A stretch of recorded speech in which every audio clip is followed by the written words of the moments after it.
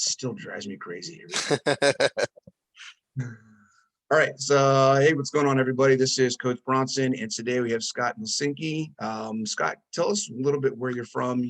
I know you from just social media. We're kind of in the same space on the carnivore side of things. You have a podcast, Carnivore Cast. Tell us about that a little bit, and about you. Like, where did you get started in all this? Yeah, absolutely. First of all, thanks for having me on, Bronson. Great to chat with you as always.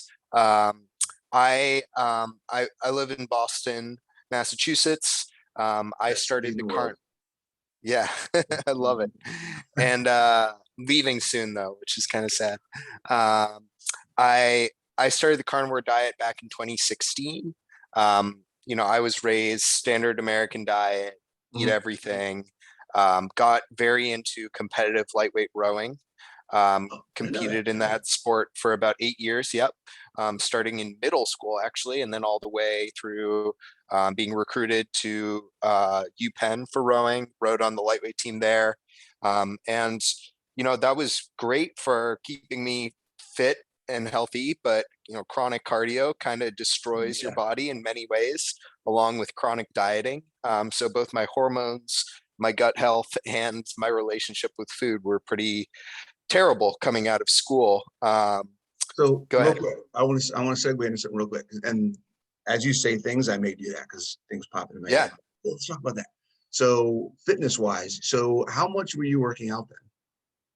Like, Um, like you said, probably fitness. probably 3 to 4 hours a day in total. It was usually 2 days, 6 days a Wow. week. So it is possible to do too much. And you weren't Yeah. healthy. So you were working out that much, but you don't Yeah. feel like that made you healthier. No, definitely not. I mean, I was low weight. I wasn't fat. I wasn't obese. But I was 150 pounds, skinny fat, had little to no muscle mass. Mhm. I was athletic. I was good at my sport. Like I was fit from that perspective, cardiovascularly fit. But yeah, I got a DEXA scan a couple years after finishing rowing, and I had below osteoporosis levels of bone mass.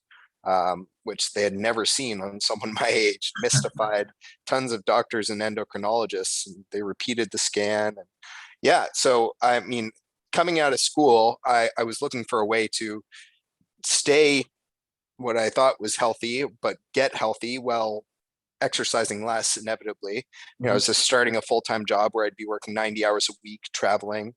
Um, Rowing for 3 or 4 hours a day was just not an option. So I discovered, the slow carb diet by Tim Ferriss, and found Mark's Daily Apple and started following those principles. And this guy called Sam Feltham and Smash the Fat. He has a really good, just Okay. like very simplified version of keto, which is just like eat animal foods, don't fear fat, and stay away from lots of carbohydrates. And that worked very well for me.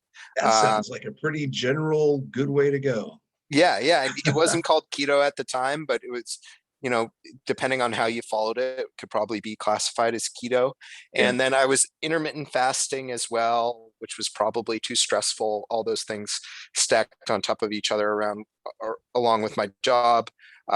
And then in 2016, I heard a couple podcasts, one with Amber O'Hearn, who's been carnivore for over a decade now, I Mhm. believe, and some others talking about how a lot of the same bad science that vilifies red meat, eggs, cholesterol is the same science that supports, us needing to have vegetables and plant foods in our diet.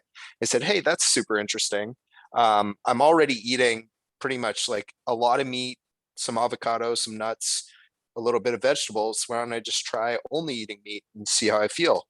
Mhm. And, I thought, hey, I can eat as much as I want and feel better, look Yeah. great, theoretically drop some fat, build some muscle. And Sean Baker was actually just discovering carnivore at the same time. It's pretty funny. So I was kind of following along with his experiments. And I did a lot of things terribly wrong, but I still got results, and it still worked fairly well for me. And I stuck to the diet very strictly for 3 years. And along the way, started a podcast called the Carnivore Cast, where I interview both doctors and researchers and experts in nutrition and fitness like yourself, as well as kind of N=1 case studies of people who have overcome Crohn's and depression and obesity and all types of conditions, PCOS, using ketogenic or carnivore style diets. Yeah. And, I'm not dogmatic. I don't try to proselytize any diet or preach a diet. I just say, think about it, open your mind, try things, experiment.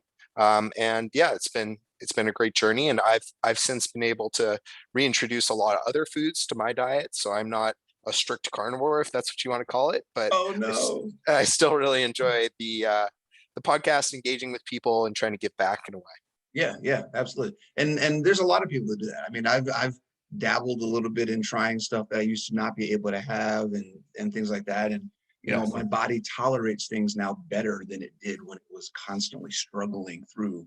When your body's at such a high level of fight or flight all the time, things are going to break down.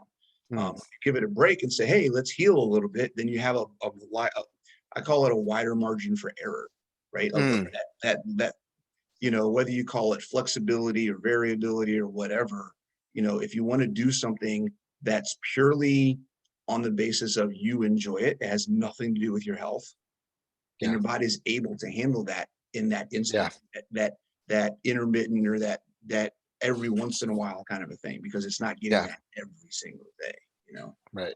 Yeah. I had a couple glasses of bourbon last night, which I don't do. It used to be 3 or 4 nights a week, and now it's maybe once every 6 months I'll have some bourbon, right? And do I enjoy it so much better? Good for you. And it doesn't mess me up as much as it doesn't great. add to that inflammation that I was getting every day before. That's cool. So you've been doing the podcast for how long now? Almost 3 years now. Okay, like what episode are you on? Do you know? I'm getting close to 200, creeping up there. That's awesome. And it's cool to see. We talk about N+1 all the time. But between the people you've had on your podcast, people I've had on my YouTube channel, or just talked to, the network of people that we know, and all of the hundreds of thousands, I would probably say we're probably at the millions at this point, potentially, of people that are doing this to some level. That have changed their diet to maybe not 100% carnivore, but that they could at least, if they were going to classify themselves, which we'll talk about in a minute, classify themselves as animal-based as opposed to something else. Whether it's processed, standard American, paleo, Whole30, keto, whatever, where prioritizing that animal meat, that animal food, is something that has made a dramatic difference. I like that. N+1 quickly becomes, N plus, to a factor of whatever. I'm not a mathematician, so I don't know what that factor would be. I think it's awesome. At what point do you get enough stories, enough anecdotal evidence that you have to stop for a second and say, wait a second, regardless of what I believe, which I'm going to say believe way too many times here in the same sentence. I'm a firm believer that belief shouldn't be a part of the nutrition or health process. Because belief is based on faith, not on fact. Right. So an understanding of, a conviction of, there's other words but when someone says, well, I don't believe in that, well, you shouldn't. Because we're not talking about religion here. We're talking about science and what actually works in your body. So let's not talk about belief when we talk about nutrition. Some people try to treat it like it's a religion, and you should only believe and not look for facts. Right. So you started, now you said something a second ago, you said you did it all wrong before. What did you mean by that? So when I started the diet, there weren't all these resources out there about how to start a carnivore diet, how to eat carnivore 101, carnivore basics. So I made a lot of mistakes. I ate a lot of only ground beef, no steaks, and I ate all the drippings from the beef. I thought it was good to get as much fat as possible. Sure. And that made me have a lot of stomach issues downstream eventually. Most people I find can't handle large amounts of rendered fat, which is any form of liquid fat, meaning butter, tallow, ghee, lard, etc. And so I was fine like during the day and after my meals, but like late at night, I would in the middle of the night, far away from eating, I would get really bad bloating and belching, which was really That's uncomfortable. interesting. Okay. Um, yeah, and also I was combining it with intermittent fasting, and that probably wasn't necessary. Like for someone as lean as I was and as like stressed and high strung and working a very stressful job, it probably wasn't a great idea to add an additional stressor through fasting. And so I would like basically fast and drink some coffee and some green tea, which I later cut out all caffeine. But I would have a huge meal at lunch and then a huge meal at like 8 o'clock. And then I would like sweat all night and be uncomfortable because I'd eaten this huge meal, Right, right. Your which body's in just like, retrospect, I'm trying to work and digest and sleep and rest at the same time. This isn't exactly, working. Yeah. exactly. So, I could have, if I could go back, I would have been like, eat some more steaks, don't eat all the rendered fat, maybe, eat a big breakfast, have smaller meals closer to bed, think about whether you really need to fast, maybe cut down the caffeine a little bit, um, include some eggs and some more diverse foods so that, you don't get sick from eating undercooked ground beef, Yeah. which happened to me a couple times. Uh, All right. You've been doing this since 2016. When was the last time you had blood work done? I had blood work done a couple weeks ago. Okay, cool. And how did that come out? Yeah. Great. Yeah. So my C-reactive protein is rock bottom, so I don't have inflammation. Fasting glucose is like 80, which is pretty good. My triglycerides have consistently been in like the 30s or 40s. They're very low. Mhm. And then my HDL is usually like 65-ish. Okay. Um, Two to and one. That's then good, man. That's nice. yeah, and then all my hematocrit and chemo, phlebotomy is good. Um, What's your total cholesterol? total cholesterol. So it's weird. When I was, so I mentioned I did strict carnivore for 3 years and then I've Yeah. reintroduced foods. When I was strict carnivore, it was higher. I think it was like 200. So my LDL was at the high end of sometimes it would be at the high end of the range and sometimes it would be just over. Um, since reintroducing carbs and more foods, my LDL has gone down a lot. Interesting. So sometimes it's, as low as like below normal. And sometimes it's in the middle of the range. Okay. But your HDL hasn't changed. No, my HDL it's gone down to like high 50s or low 50s sometimes, but it's generally somewhere between 50 and 70. It's never below my triglycerides. Interesting. Have you had a chance to look into what the change in LDL could be from, like where that mechanism is and what that's about? Because that's interesting No, to me. I'm not sure because I mean LDL. So what's really interesting, there's this really interesting chart. I can try to find it online, which shows the relative risk of high LDL alone Mhm. versus, or I guess the risk would be having Right. low LDL alone, or sorry, I'll start over. Low HDL Okay. alone, which is the good cholesterol. You don't want it to be low. So Right. Because you what is want the that to risk of be having that higher than your low? triglycerides, right? Yeah. What is the risk of having that low? And then what is the risk alone of having high LDL, which some people in the community would say doesn't matter, but I think there are arguments to be had that it does. Yeah. Well, then And you get then into the there's, whole small versus large particles and everything else. Yeah. yep. And then what is the risk of having both low HDL and high LDL? And of all of those, having uh, having your HDL go down actually isn't that big a deal. Right. Um, and so the really, really bad one is when you have low HDL and high LDL. That's what you really don't want, and high triglycerides. But yeah, as long as like one of those markers is good, like your HDL is sound enough or your LDL is low, Yeah. um, your risk is pretty low Right. for any cardiovascular event. So all that is to say, I don't worry too much if my LDL is a little bit elevated or very low. Yeah. I'm happy with that. Yeah. And the other thing that a lot of people don't think about is if your inflammation markers are low, then you're probably doing pretty good as well, right? Yeah, Because the whole not the whole purpose, but a big part of the role cholesterol plays is in fighting inflammation. yeah, So if your markers are good, number one, your LDL is low as well as your HDL and your triglycerides are high. If your triglycerides are high, then you probably have a correlating higher level of C-reactive or whatever other inflammation markers. yeah, And then you know yeah, you have a problem, right? yeah, Because you've got all these things happening, and your yeah, body is not able to keep up with it. And people don't realize that well, we can go down a whole nother track on atherosclerosis and cardiovascular health, but that yeah, bad cholesterol is when cholesterol is being used to keep your body functioning, in because of stress, not just normal function that it's supposed to be doing. yeah. All right, cool. So that's interesting. So you got blood work. I've actually got to do my own. I haven't done mine in a while, but I see similar things as you. Like my HDL went up crazy, my triglycerides went down.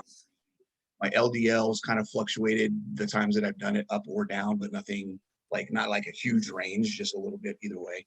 What about, have you checked your testosterone? Was that part of your blood work? Yeah. Yeah. So I'm on testosterone replacement therapy, actually. Oh, tell I me, have, tell me about that.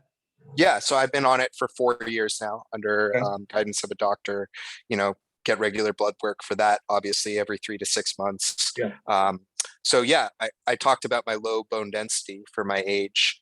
Um, I had extremely low bone density, and that led to me seeing an endocrinologist who tested all my hormones. Right. My total testosterone was about 100.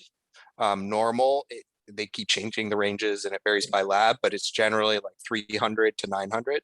Right. That's for all men of like all ages. Yeah. And so as a fit, exercising, healthy, meat eating 23-year-old, Yeah. mine should not be 100.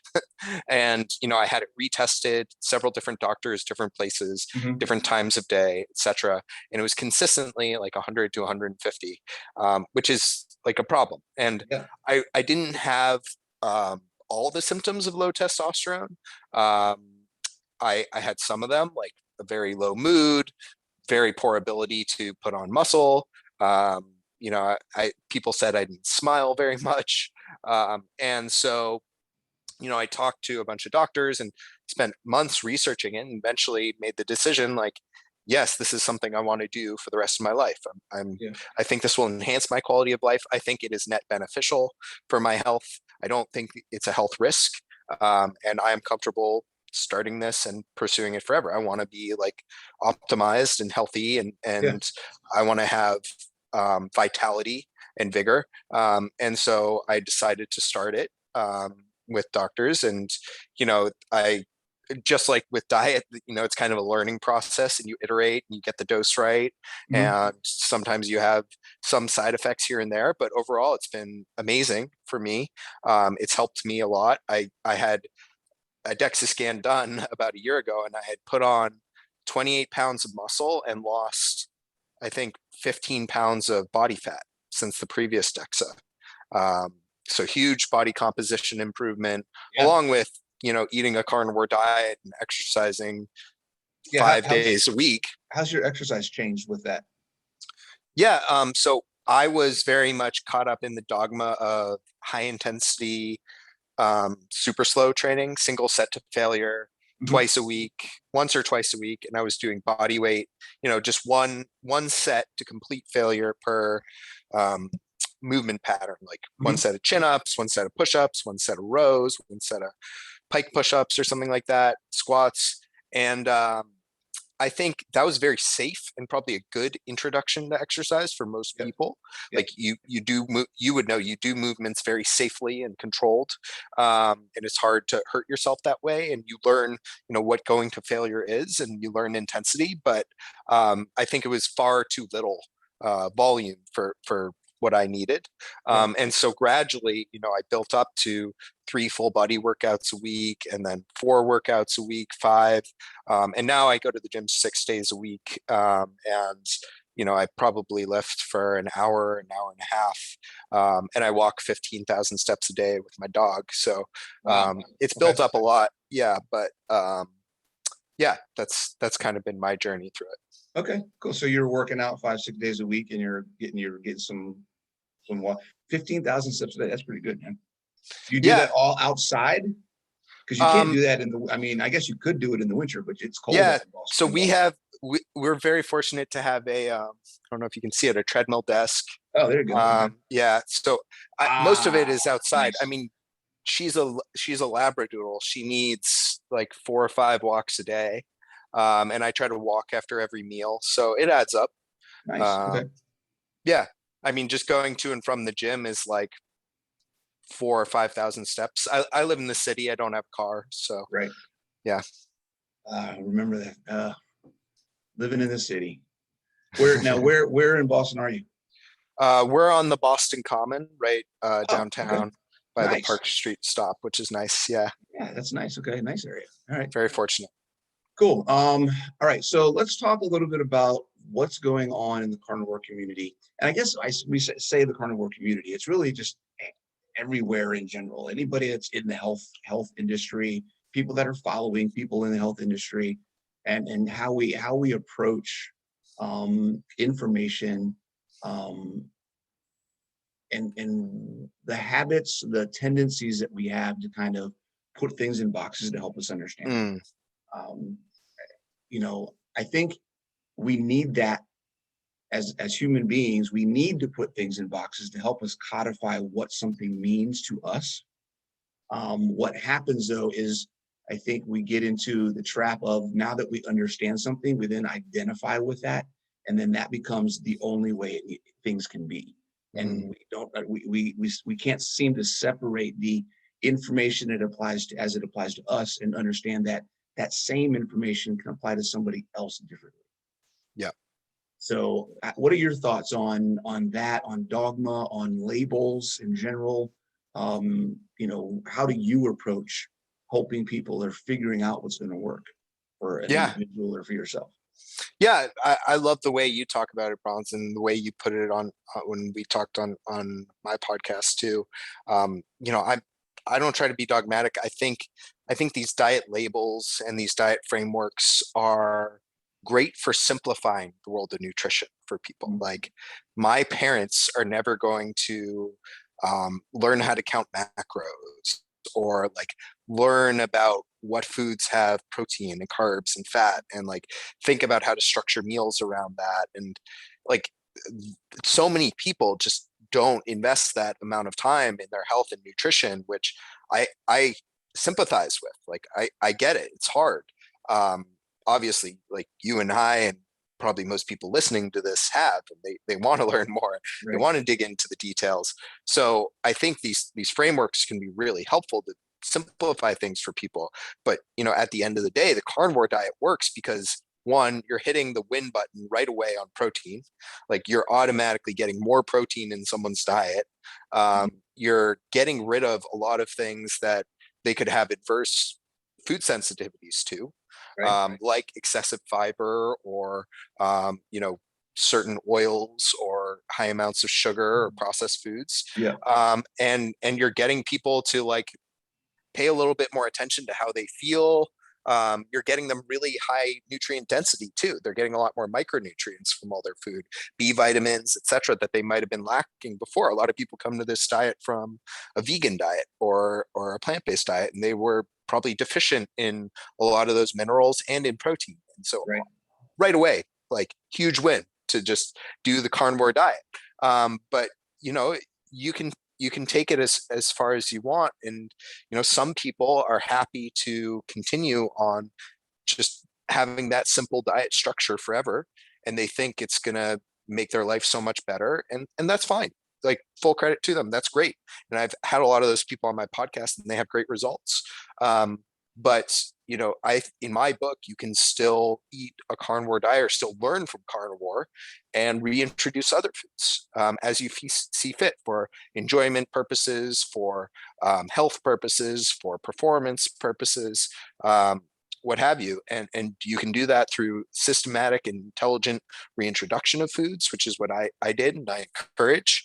And also, like, my parents don't have to go full carnivore to get some of the benefits of eating more meat. If someone's Right. waking up Right. and having a bowl of oatmeal with granola on it as their breakfast every day, and all of a sudden they start eating half a bowl of oatmeal and a couple eggs, that's a huge win. Right. That's a like life-changing habit. That's Yep. great. Yep. And so I totally agree with you that labels are somewhat arbitrary, and it's a good way to communicate and simplify things in some instances, but I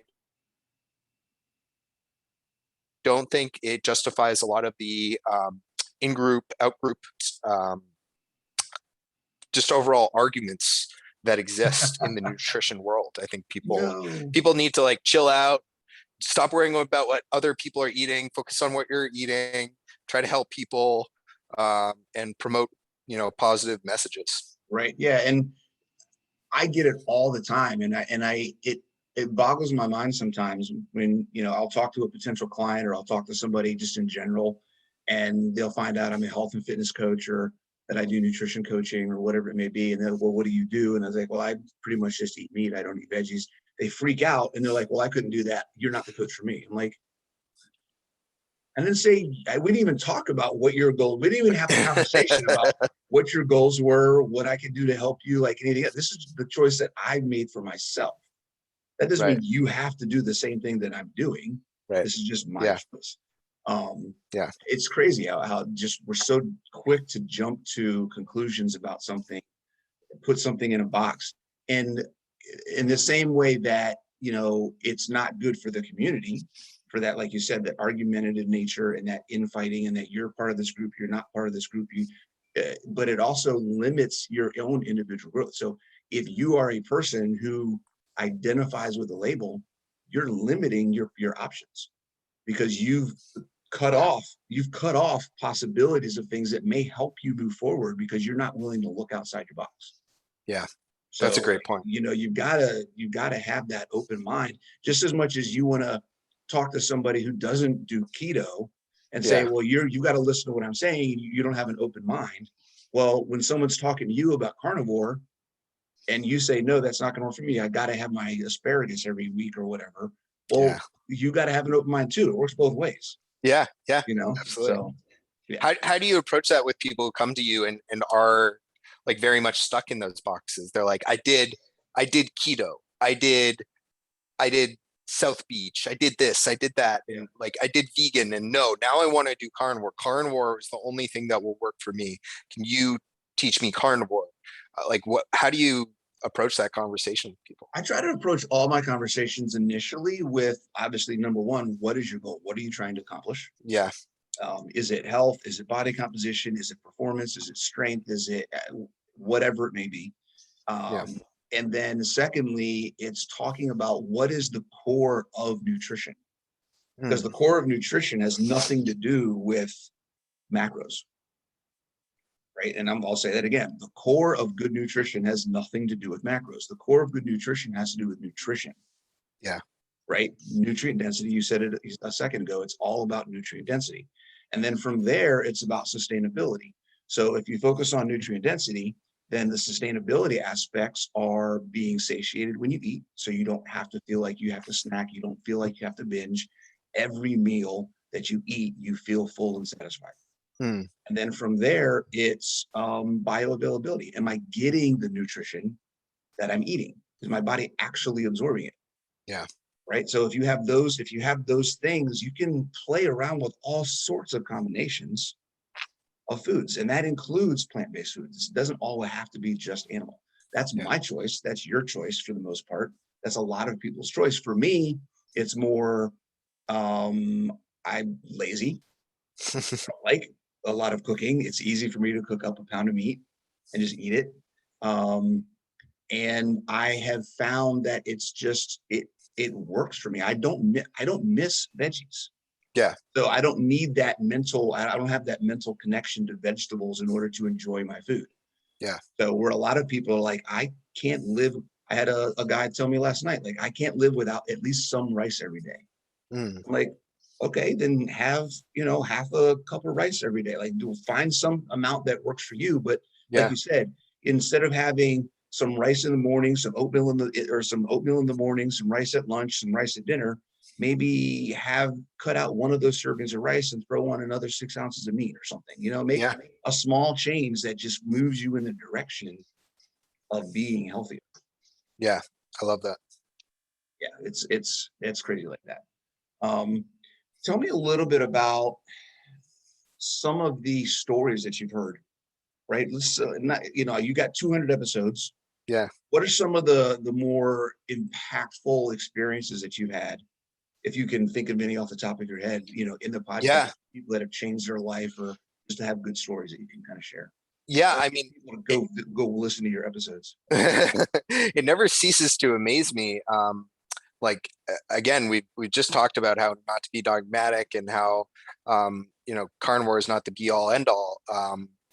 And I would never call it a magic pill, but it is remarkable the amount of people who have had success overcoming such various chronic conditions with it.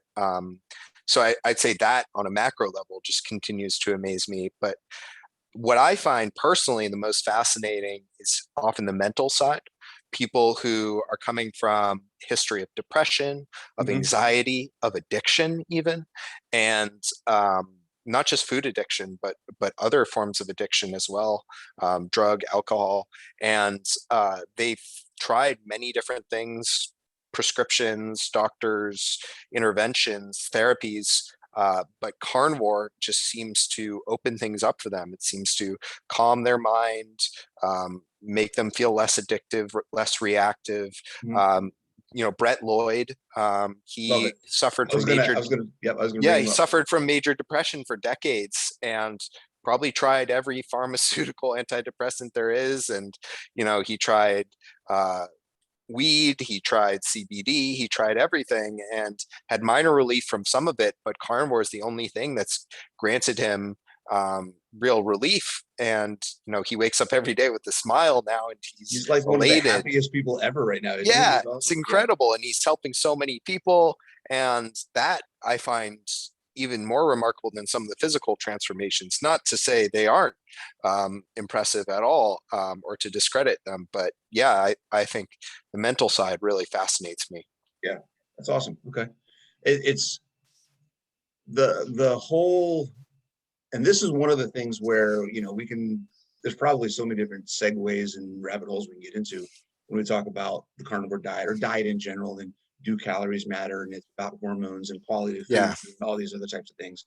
But I think the hormone aspect is probably one of the biggest things that people forget to talk about. mm, And when they get into these arguments about calories and what diet and et cetera, okay, all that stuff is great, right? Have as many arguments as you want, modify your data to make it say what you want it to say. The hormone thing, I don't think anybody can escape that. If yeah, you break things, if you stop talking about calories, if you stop talking about macros, if you stop talking about even food quality, and yeah, just start talking about how does the food affect your hormones, mm, that balance, that takes all that other bull crap into the discussion out of the door. yeah, yeah, And because that controls everything. That controls your mental health. That controls your bodily function. I mean, so many different things. yeah. That's a great point.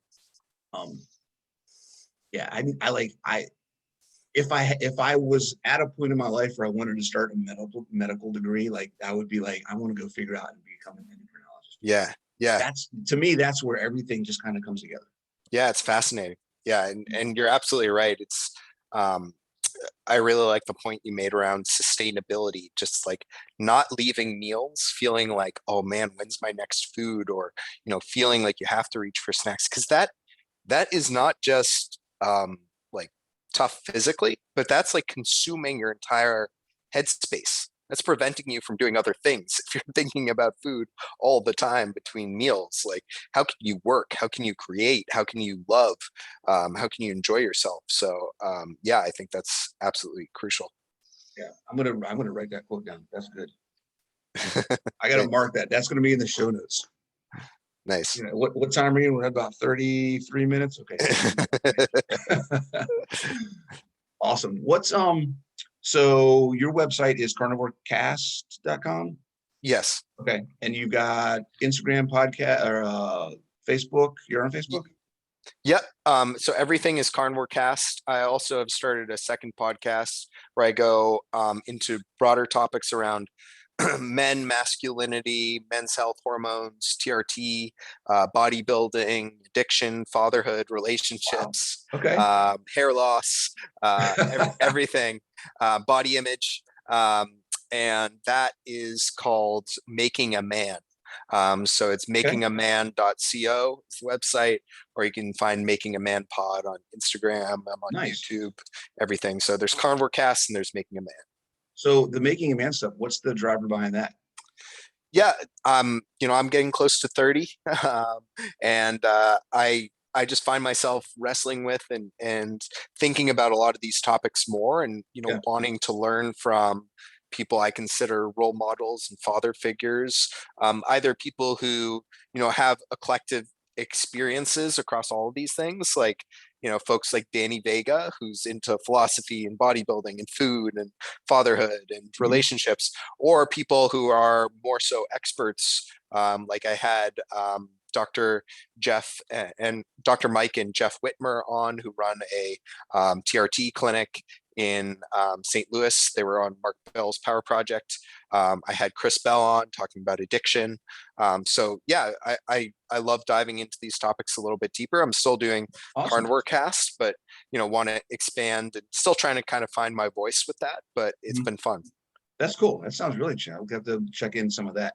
Thanks. I went through a phase where when I was trying to figure out, again, find my voice, like what do I want to do? I had focused on maybe I should talk to the over 40 male crowd, kind Mm, of get some things to talk about. What does it mean to set an example? What does it mean to establish that foundation for kids and grandkids and live your life in a way that you would want to duplicate, yeah. things like that. And I still have that, but I've kind of broadened it now to it's mostly anybody over Mm, 40, right? So I'm 49 as of last month, so I'll be 50 in a year. And it's just been amazing to see people kind of grasp a hold of that. Like, wait a second, 40 doesn't mean I'm done, yeah. and That's that awesome. is an awesome feeling to be able to say, hey, I helped someone realize that they're only getting started. You can get Yeah. started at 40, you can get started at 50, you can get started at 60. It doesn't, it's just where you're at. Just start doing Yeah. something new. That's I cool. like that. Awesome, man. Well, I appreciate you coming on. This is Thanks. a lot of good information. I think it's definitely a primer for people who may not have heard of you, which everybody's heard of you, right? I don't know. To kind of go check out your stuff. And I have a private Facebook group. This will go in there, and then after a week or so, I'll kick it up on the YouTube channel, and everyone will get a chance to see it there. Awesome. Thanks, I Bronson. appreciate you being on, Really man. Thanks a lot. appreciate it. Yeah. Have a good one.